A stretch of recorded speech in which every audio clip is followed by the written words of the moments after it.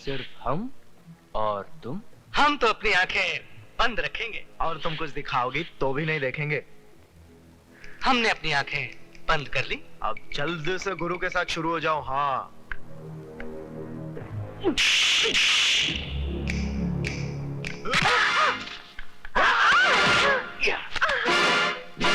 अब ज्यादा नखरे मत करो रानी, इज्जत तो तुम्हारी आज फट के रहेगी। कम से कम अपने कपड़े तो बचा के रखो, वरना मुझे वो भी फाड़ने पड़ेंगे।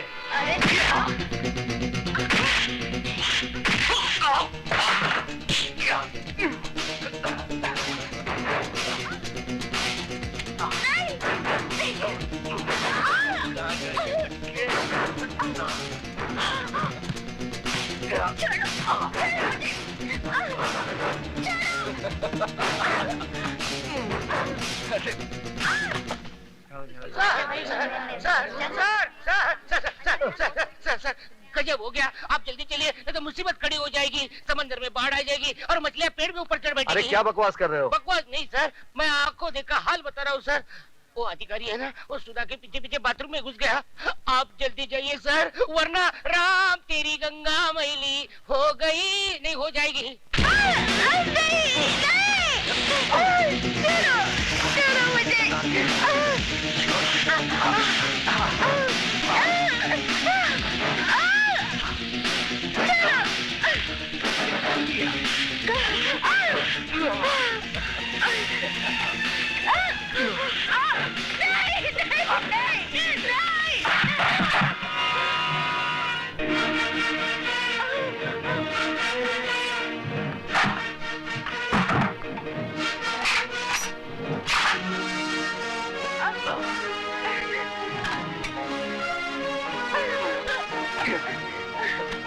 आज तुम लोगों को क्लासरूम में नहीं, बाथरूम में पढ़ाऊंगा। और ऐसा सबक पढ़ाऊंगा कि जब जब बाथरूम में जाओगे मेरी याद जरूर आएगी। हमारे रास्ते से हट जाना, नहीं तो तेरे को सुला डालूंगा। बेटे बाप को नहीं सुलाते, बाप बेटे को सुलाता है। तेरी तो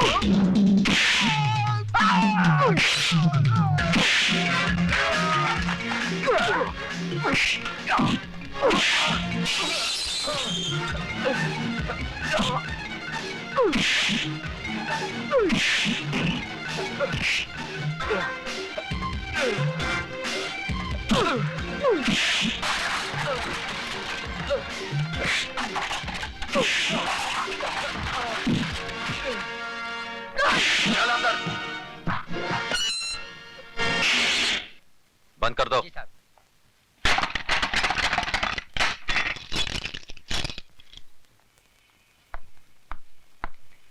अब बता विजय, सिटी कॉलेज कब ज्वाइन किया?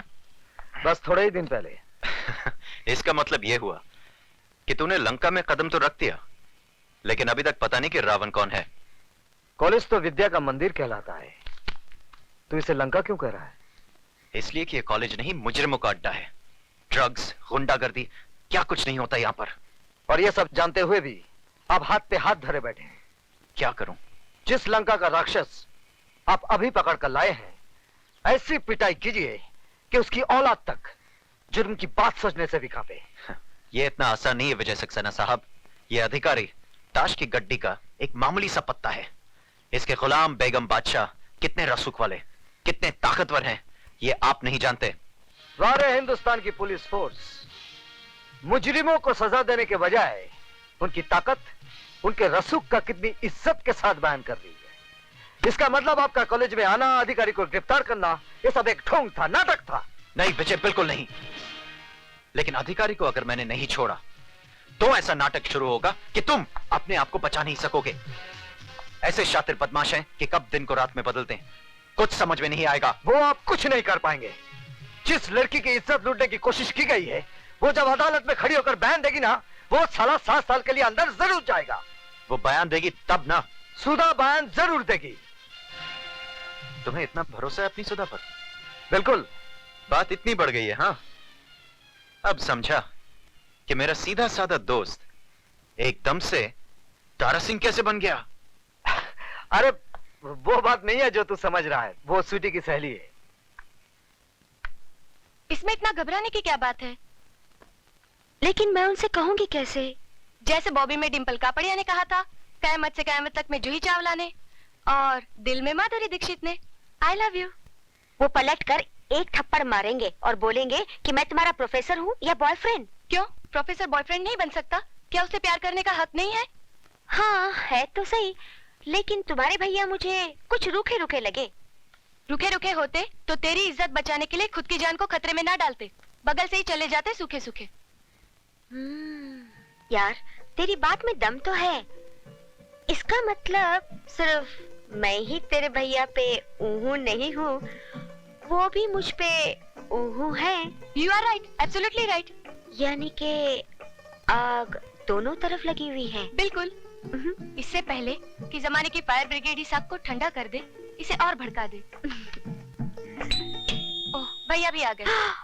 अब मैं क्या करूं? वही जो मैंने समझाया। ठीक है।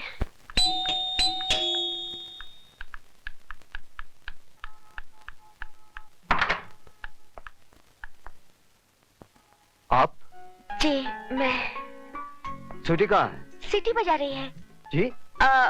जी मेरा मतलब चाय बना रही है। बैठिए ना। मैं तो बैठूंगा ही, आप बैठिए। कहाँ? सामने।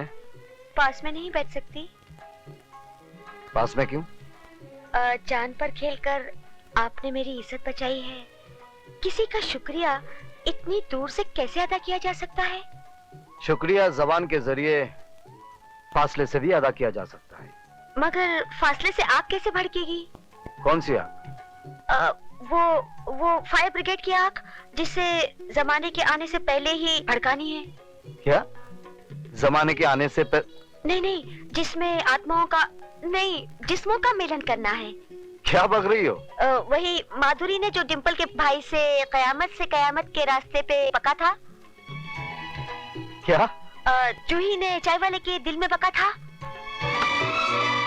पर क्या? वही जो आपको बकना है। सॉरी, मुझे बोलना है। अब जो भी बोलना है जल्दी बोलिए। जल्दी कैसे बोलूं? ठीक है, आंखें बंद करके बोलती हूँ। I love you.